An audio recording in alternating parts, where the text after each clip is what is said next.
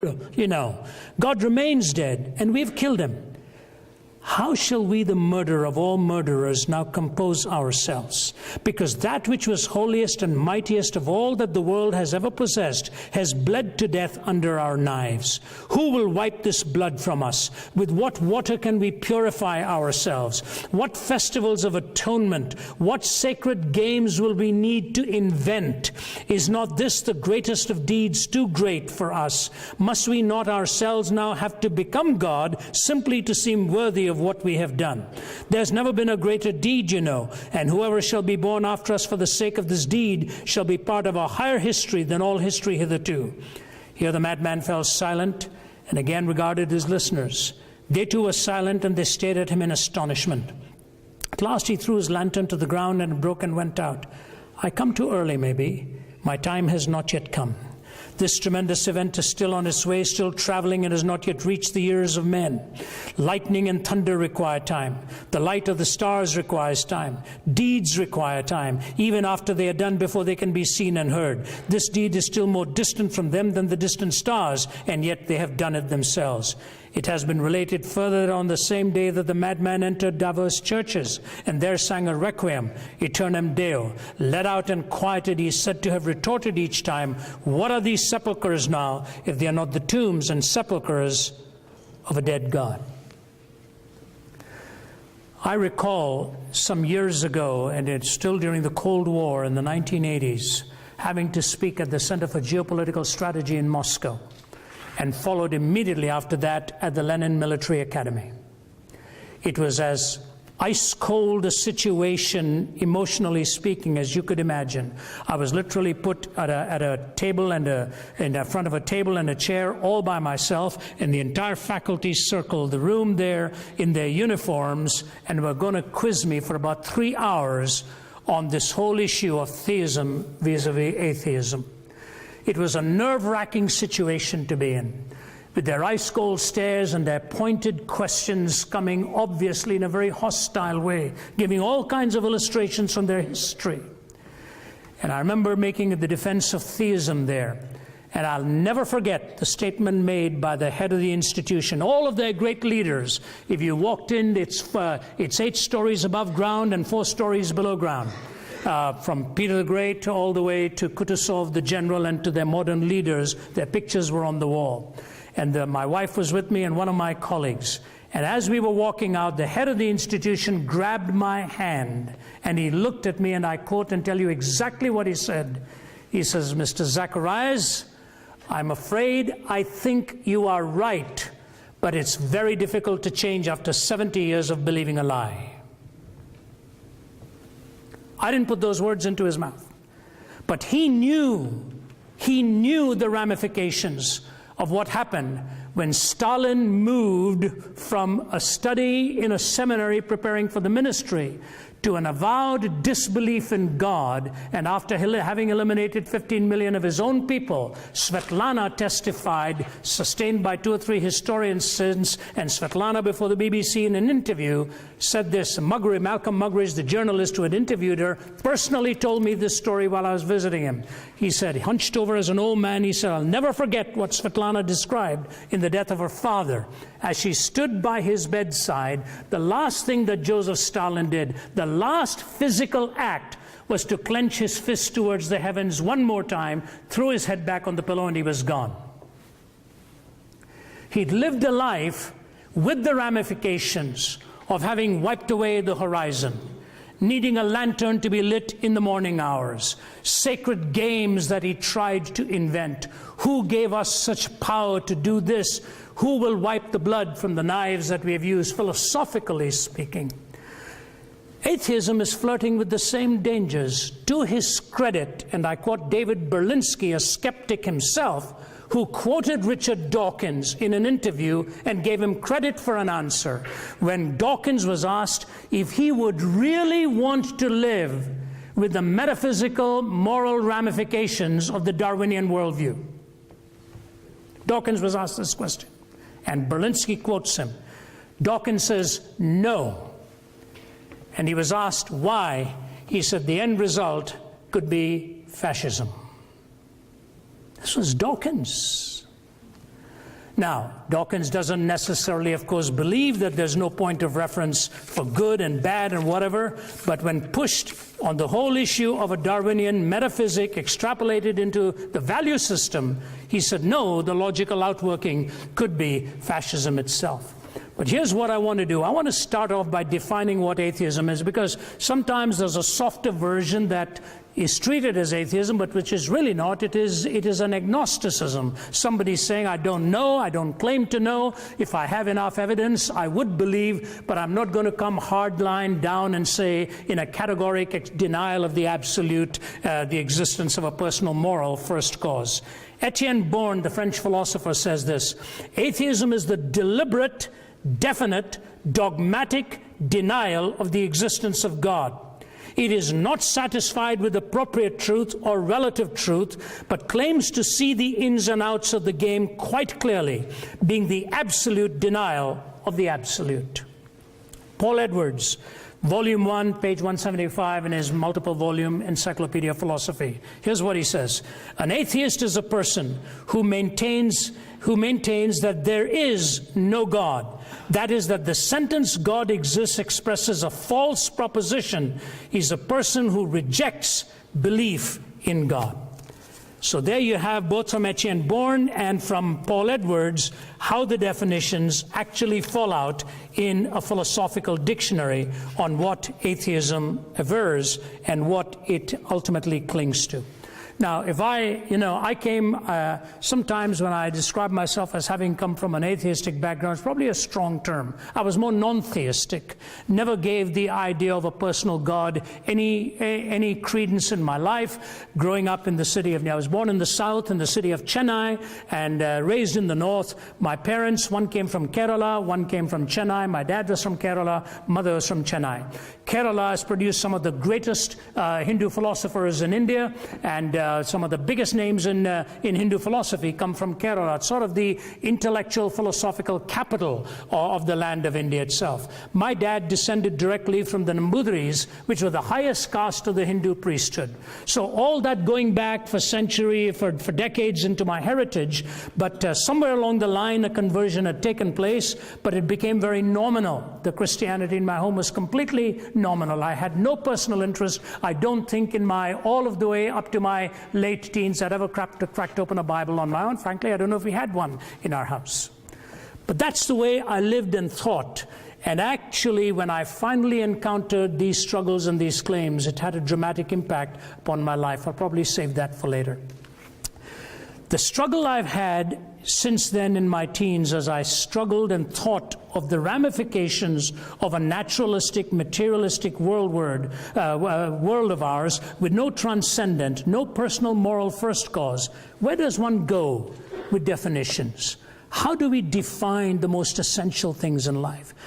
Do you realize right now, even in this most sophisticated part of the world in higher education, go to the United Kingdom or come here and you ask an average student 2 or 3 questions, and those questions are almost unanswerable. What does it mean to be human?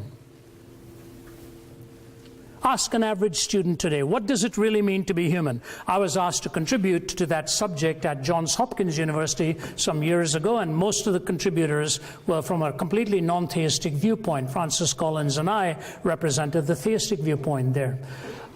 Questions of sexuality. What does it all really mean? These questions have become almost undefinable.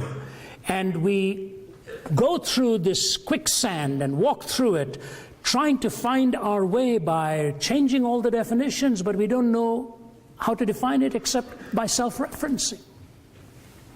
So 4 ramifications follow when you deny a personal God, moral first cause. The first one is very difficult to anchor an absolute moral law. Very difficult to pin that anywhere. How does one actually arrive at moral reasoning, trying to find the explanation for good and bad. Now, to be sure, naturalists have made every effort. In fact, Sam Harris's latest book, as a student of neuroscience at Stanford, he's made a valiant effort to explain all of this as he sees it. Nothing new in the argumentation, nothing new has come. Because if you take his presuppositions, it still holds true that there are at least 7 forms of humanism that can develop in their ethical theories. There's the evolutionary humanism of Huxley, the behavioral humanism of Skinner, the existential humanism of Jean-Paul Sartre, the pragmatic humanism of Dewey, the Marxist humanism of Marx and Feuerbach, the egocentric humanism of Ayn Rand, and the cultural humanism of Carlos Lamont. Just take 2 of them. The materialistic humanism of Marx or Lenin and so on, and of the egocentric humanism of Ayn Rand, 2 completely different political theories emerging from both of their pens, both from a starting point of no God. So it doesn't hold true when they tell you we can find a logical outworking to this, we can reasonably arrive at this. You know, we are all ultimately framed and shaped in ways that truly force us to rethink our whole worldview at some point in life where something very difficult transpires. I was invited, when I was still in my 30s and 40s, I was invited to lecture in Krakow, Poland, and in Warsaw. The Cold War was still raging. And I arrived in Warsaw, finished my talks, and the man who had invited me asked me if I'd ever been to a death camp. And I told him, yes, I'd been to Buchenwald and Dachau and so on. He said, no, they're concentration camps. Have you ever been to a death camp? I said, not, I think, the way you're now pinpointing it. He said, tomorrow we've got a free day, I'm going to drive you. I'm going to drive you to Auschwitz. I said, really? He said, yeah, it's a bit of a drive, but we'll go. And Hendrik Wiehe, my Polish host, put me into his car on a cold, foggy day, and we drove and drove and drove. I did not realize what awaited me that day. As a young, in my 20s, I'd been to Vietnam. I was invited by the chaplains with the US military to come there and covered the length of the country from Vung Tau in the south all the way to Quang Tri. I'd seen warfare firsthand as a younger man, and it really rattled me to my boots a bit. But nothing like what I was going to see in Auschwitz. If you have never ever been there, you ought to make at some point a journey in your life to visit it and just sit there for an hour or so thinking about what it is you're witnessing. As we arrived there and walked from room to room, I saw some Polish teenagers. I assumed they were Polish, but at one point they had to flee from one of the rooms and burst out sobbing. When I left the building, I still saw them sitting on the front steps with their face in their hands, and in one room where they left, behind glass was 12,000 pounds of women's hair, as the women had been scalped before being put into the gas ovens, and that hair was then taken and woven and sold as sacks in the marketplace. Little boys experimented upon by Joseph Mengele, twins. The pictures of those little boys will be ingrained in your memory when you see it. Mengele only not too more recently passed away after never have been caught hiding somewhere in Argentina. Standing like this, totally emaciated, staring glassy-eyed into the camera as they were photographed, castrated by Mengele for his experiments. And then I walked finally to the room where they were told they were getting their showers, but where they were gassed to death in this camp alone at the rate of 12,000 every day. And outside the room were the words of Adolf Hitler: I want to raise a generation of young people devoid of a conscience, imperious, relentless, and cruel. I thought to myself, what happened in the mind of a man who swayed one of the most brilliant nations into either coming along with him or pay dearly with their own lives if they did not condescend in some way? While so many knew what was happening and daren't speak lest they be part of the whole gas oven episode. In today's newspaper, in the Daily Mail in London, there's a critique given of a new book by a professor from King's College who's written a book called The Dictators. And he has covered in one chapter Hitler, another chapter Stalin. And he has clearly delineated, so forget all this stuff that you'll sometimes hear from atheistic philosophers. Christopher Hitchens was one of them.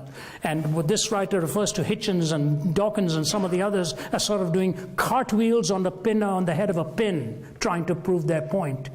that Hitler was a Christian, that Hitler was a God-fearing man. Read the specific statements in this latest book called The Dictator of what Hitler's goal was all about, what his view was on the Christian faith.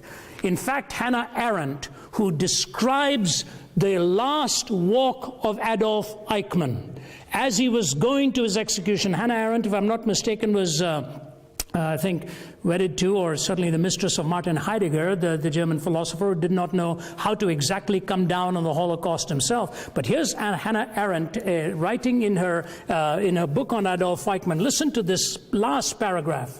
Adolf Eichmann went to the gallows with great dignity. He had asked for a bottle of red wine and drunk half of it. He refused the help of the Protestant minister, the Reverend William Hull, who offered to read the Bible with him. He had only 2 more hours to live and therefore, quote, "no time to waste for me," he said. He walked the 50 yards from his cell to the execution chamber, calm and erect, with his hands bound behind him. When the guards tied his ankles and knees, he asked them to loosen the bonds so that he could stand more straight. "I don't need that," he said. When the black hood was offered him, he was in complete command of himself. Nay, he was more. He was really completely himself. Nothing could have demonstrated this more convincingly than the grotesque silliness of his last words. He began emphatically by stating that he was no believer in God, to express the common phrase that he was no Christian and did not believe in life after death. But then he proceeded, "After a short while, gentlemen, we shall all meet again. Such is the fate of all men. Long live Germany, long live Argentina, long live Austria. I shall not forget them." In the face of death, he had found the cliche used in funeral oratory. Under the gallows, his memory played him the last trick. He was elated, and he forgot that really this was his own funeral. It was as though in those last minutes he was summing up the lesson that this long course in human wickedness has taught us, the lesson of the fearsome, word and thought defying banality of evil. The trivialization of evil. That's exactly what happens when you do away with a moral point of reference and a sacred definition of human essence. You desacralize life, and all of this becomes nothing more than political game playing. And that's why Richard Rorty, who had no critique to offer the Holocaust, except that I find it revolting, says this: if moral imperatives are not commanded by God's will, and if they are not in some sense absolute, then what ought to be is a matter simply of what any one of us decides should be. There is no other source of judgment. Kai Nielsen, the Canadian atheist. The thing that troubles me is this: we have not been able to show that reason, notice what he's saying, that reason requires the moral point of view. He's not talking about pragmatism. He's talking about rationality now. Requires the moral point of view. Or that really rational persons, unhoodwinked by myth or ideology, need not be individual egoists or classical amoralists. Reason really doesn't decide here. The picture I've painted for you is not a pleasant one. Reflection on this depresses me. Pure practical reason, even with a good knowledge of the facts, will not take you to morality. And then a footnote by Bertrand Russell. He says, I cannot live as though ethical values are simply a matter of my personal taste, and therefore I have found my own views actually quite incredible. I don't know what the answer is. Pretty grim stuff. And so if you ask me, what happens when we abandon God and move away to self-referencing moral reasoning? I like reading the poets. I like listening to the lyrics of songwriters, because they are sometimes much more poignant in admitting reality than abstract philosophers might do. Here's one of the rock groups, King Crimson, years ago. Cat's Foot, Iron Claw, Neurosurgeons, Scream for More, From Paranoia's Poison Door, 21st Century Schizoid Man. Blood Rack, Barbed Wire, Politician's Funeral Pyre, Innocents Raped with Napalm Fire, 21st Century Schizoid Man. Death Seed, Blind Man's Greed, Poets Starving, Children Bleed, Nothing He's Got He Really Needs, 21st Century Schizoid Man. The walls on which the prophets wrote is cracking at the seams. Upon the instruments of death the sunlight brightly gleams. Will no one lay the laurel wreath as silence drowns the screams? Between the iron gates of fate the seeds of time are sown, and watered by the deeds of those who know and who are known. Knowledge is a deadly friend when no one sets the rules. The fate of all mankind, I see, is in the hands of fools. Confusion will be my epitaph as I crawl a cracked and broken path. If we make it, we can all sit back and laugh, but I'm afraid tomorrow I'll be crying.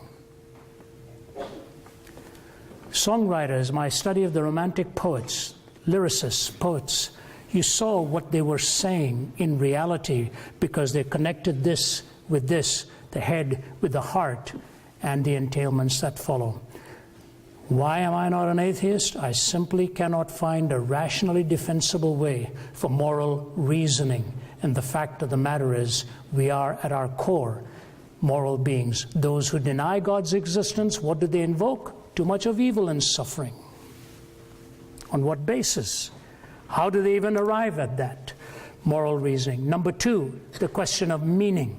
How do we arrive at the reality of meaning? What meaning do we really attribute to life? Are we entitled to our own definition of meaning? Or like the myth of Sisyphus, do we roll the stone up the hill and watch that row of stone rolling down again, monotony, and do this each day?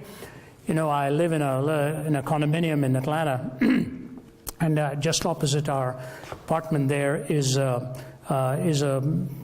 little playground for dogs, and every morning 6 or 6:30 they're all out with their dogs, and somebody comes, throws the ball, the dog runs, picks it up, brings it back. And one morning I was sitting there in a rather cynical state of mind, and I was thinking to myself, they bring the dogs out, throw the ball goes, the dog brings it back. About 20 times the dog's had his fill for the morning, they take it back and feed it. I said, in a little way, in a purely naturalistic sense, that's what we are too. We get into our car with the dog chasing the ball, go and do our thing from 9 to 5 and come back home. It's that repetitive monotony again and again and again. And we often assume that meaninglessness in our lives ultimately comes from becoming weary of pain, suffering, evil, struggle, angst, or what the Muslim might call the jihad, the struggle for existence and so on, that this is what we face. You know what the worst kind of meaninglessness is? Not the ones who have become weary of pain, but the ones who have become weary of pleasure. That is the ultimate kind of meaninglessness that is most painful. I did a series of books on imaginary conversations. The first one I did was The Lotus and the Cross, Jesus Talks to Buddha. The second one I did was Sense and Sensuality, Jesus Talks to Oscar Wilde, and did about half a dozen in that series. But I remember going to Paris, going to England to do some research on Oscar Wilde. Went and visiting the hotel where he ultimately passed away in his 40s.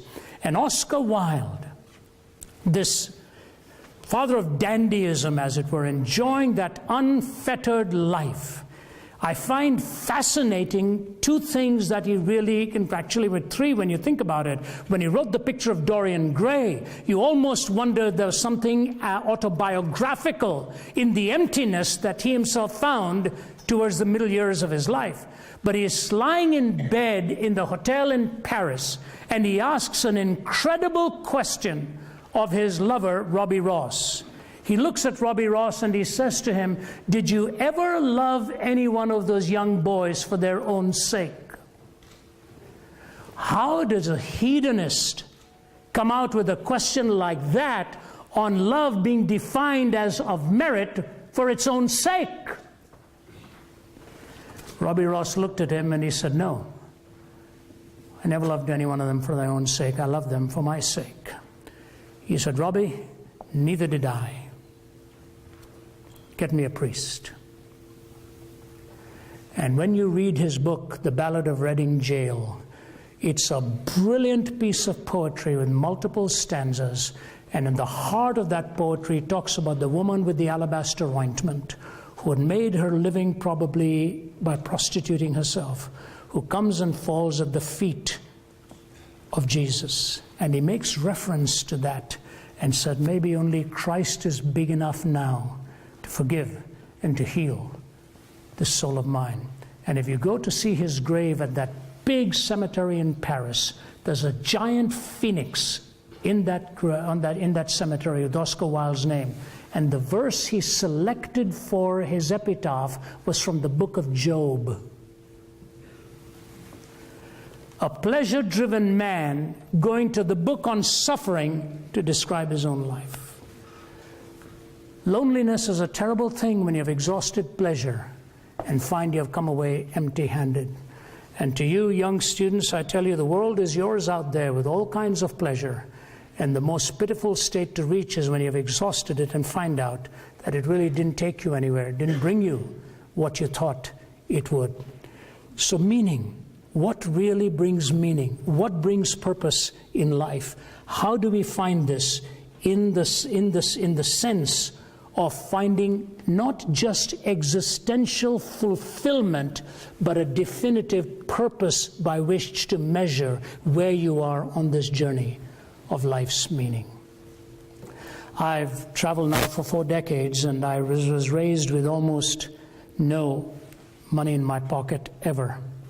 In fact, something very sad happened today, and some of you may know my story. And I came to know Christ when I was on a bed of suicide at the age of 17 in the city of Delhi.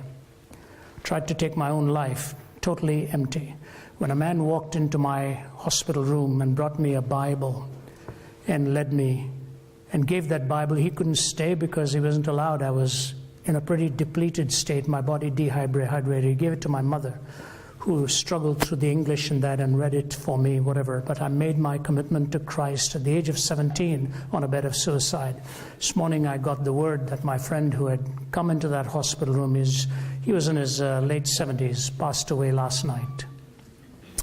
So I spoke to his daughter. She calls me Uncle Ravi now, and she said, Uncle Ravi, the last 3 weeks, he spent every day watching you on YouTube. I said, that's terrible. He could have got a better picture than that. She said, but you know, last week when I spoke to him on the phone, he said, Ravi, sometimes I think my whole purpose in this world was to bring you to Christ. And he says, I draw such great joy from that. And the reason I mentioned that, I told Tammy, his daughter, I said, Tam, when I phoned your dad last week to find out how he was doing, he asked me how I was doing financially. He said, can I send you something? I said, no, Fred, I'm fine. I said, I'm calling to just chat, find out how you are. And I said, you know, Tammy, when I was a young teenager, he'd drive us to the place where we were doing our Bible study and he'd sit in the front of the car and toss his wallet back into my hand. He said, let's go and get some Cokes and samosas and have some fun this evening. And we'd go and get ourselves some Coke, 6 or 7 of us in the car. I said, and your dad hardly had any income at that stage. That was the generosity with which he lived. So I was raised with very little. Not making a sob story, I'm just telling you that. Now it's my privilege to see people with a lot. I had dinner one night with the 7th wealthiest man in the world. I asked him, whatever brought you to inviting me to come and speak to your staff? He said, a little while ago, I phoned my wife from the 70th floor or something of my building, and I told her, I'm a very lonely man. She said, so am I. He said, what do we do? She said, I don't know, but there's a church opposite one of the apartment buildings we own. Maybe we should go there, then we won't have to pay for parking. And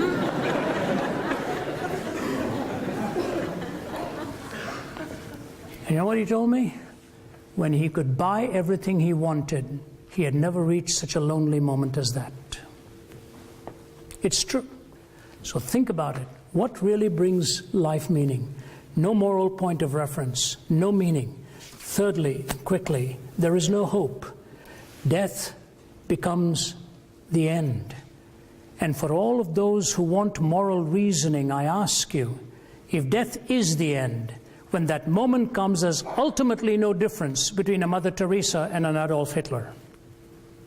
If there's no justice, if there's no judgment, ultimately there is really no comma or punctuation mark. It's a full stop. How does one really hold to a worldview where such are the ramifications of huge differences in lifestyles and values and ethics? I stood behind Mother Teresa on 2 or 3 occasions. In fact, I was asked by one of the leading televisions to come and anchor her funeral. I couldn't do that. But I remember this diminutive woman with all of her limited physical capacity, living with this little white sari around her. When she died, there were only 3 saris in her trunk. That's all she had. And yet, the homes she built, one is called Nirmal Hriday, which is a Tamich tender heart, watching how she rescued the masses in Calcutta and many other parts of the globe. A woman who gave herself to such incredible sacrifice. And what does Hitchens do with a life like that? Writes a vulgarly titled book called The Missionary Position. That's all he had to say about a woman like that. Where Hindus, Muslims, Sikhs, Buddhists, all of them were at her funeral to recognize her as one of the great luminaries of our time who lived with such sacrifice and such selflessness. Do we not see the difference? Do we not see the difference? On what basis? No moral law, no meaning, no hope. You know, it's amazing what death does to a human life when you have lost somebody near and dear. I was in my 20s when I lost my mom. She was in her 50s. You look at life from a different paradigm at that moment. The great philosopher, theologian, Nicholas Wolterstorff, taught at Yale. He's in his 80s. Wolterstorff made this comment after he lost his son in a mountain climbing accident. He says, you know, when we have finished conquering absence with a cell phone, conquering heat with our air conditioners, conquering our winglessness with airplanes, conquering distances with transportation, we'll still end up having to deal with the evil in our heart and death. The whole hope of the resurrection, we've just celebrated Easter. Regardless of what you think about it, there's a logical flow to it. And I ask you this question. It was Thomas Aquinas who said the thing that intrigued him most about the disciples who are willing to pay with their lives is that they weren't in a herd mentality, all of them sitting in one room saying, bravo, let's die for this. They all died alone in different settings. Thomas Aquinas came to my country and preached the gospel there and paid with his own life. And that's why the oldest church in India is named after him, the Martoma Church. Peter, Paul, they didn't do this for some kind of a hallucination experience in their background. They came to the realization that the risen Christ had redefined all of history for them. And that's why carried his message everywhere. Hope. Hope beyond the grave. Hope for now. Without God, I find no point of reference for morality except self-referencing. No ultimate point of reference for meaning except whatever you choose to give to yourself. No ultimate hope beyond the grave. And finally, if one is wrong in all of these choices, then you say to yourself, what is the recovery line? Where do I turn now for recourse when everything else I lived for was contrary to what I now think I must face? That's why Jean-Paul Sartre found himself literally on his deathbed saying, I found my philosophy unlivable. And his mistress standing by his bedside said he's losing his mind. Maybe for the first time then he really found it. Some of you may know the great name of Francis Schaeffer. He was a great philosopher in the Christian world in the 60s, 70s, and 80s. I had the privilege of just meeting him once. His son, who went as Frankie Schaeffer, now as Frank Schaeffer, turned his back upon all this belief, turned his back upon it, and wrote some pretty bitter books against the Christian faith, the evangelical faith, and all of that about his father. It was pretty nasty stuff that he got into by his own recognition. His mother, at the age of 98, passed away this week. In the Huffington Post, he's written a tribute to his mother. If you haven't read it, read it. He talks about his mom, who loved him unconditionally, even in the days where he was writing profane stuff. Got into a relationship, had an illegitimate child. He said, my mother was always there, loving me unconditionally. She introduced me to the great musicians, to the great artists, to the great writers, and he goes through the list many times there. And he said, I spoke to her last week, and he goes through his relationship, how she loved him. He said, now I'm a grandfather, married with my children and their children. And he ends his tribute to his mother with these incredible words. He says, Mom, you won. I believe.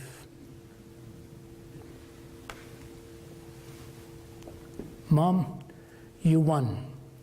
I believe. There's just enough of a human in me to say, you know, Frankie, she would have loved it if you told her that minutes before she's gone. She would have just had a smile on her face. But she had enough of confidence that her son would ultimately come through. I don't know where you're at in your life, but I want to say to you, the abandoning of God leaves you with some extraordinarily tough questions. Moral law, hope, meaning, and if all goes wrong as you're coming to the end and you say, I've got to change my mind, what then? I think in my postgraduate work studying some of the great philosophers, especially Anthony Flew in his atheism, having to respond to Flew during my days at Cambridge there. And then, of course, all of a sudden, a few years ago, Flew says he's no longer an atheist. I thought I wasted all my time and all these years, and the boys... But he described himself as best a deist. But he did go on to say, if there is a truth, it'll have to be in the person of Jesus Christ. And so I say to you, when you're thinking of all that it costs, think of that's what Pascal meant existentially, not as a last-minute wager. He said, the existentialist challenges me and asks me, what if I'm wrong? He said, well, existentially, I'm fulfilled. I've nothing to lose. I'm a happy man. And at the end of my life, if it's wrong, then I've no way to regret what I found my happiness in. But how inestimable is the loss of one who rejects God and finds out he or she was wrong. That was what the Pascalian wager was all about.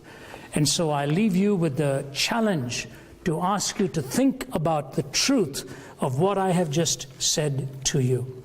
And I leave you with two quotes, and then I end. Viktor Frankl. Somebody was talking to me about Ernest Gordon, who was your chaplain some years ago. I remember reading his book. They're just a brilliant, brilliant writer. And Ernest Gordon, too, had been in concentration camp, as was Viktor Frankl. Frankl says this, if we present man with a concept of man, which is not true, we may well corrupt him when we present him as an automaton of reflexes, as a mind machine, as a bundle of instincts, as a pawn of drives and reactions, as a mere product of instincts, heredity, and environment. We will then feed the nihilism to which modern man is in any case prone.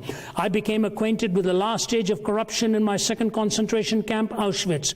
The gas chambers of Auschwitz were the ultimate consequence of the theory that man is nothing but the product of heredity and environment, or as the Nazis like to say, of blood and soil. I am absolutely convinced that the gas chambers of Auschwitz, Treblinka, and Majdanek were ultimately prepared, not in some ministry of defense other in Berlin, but rather at the desks and in the lecture halls of nihilistic scientists and philosophers.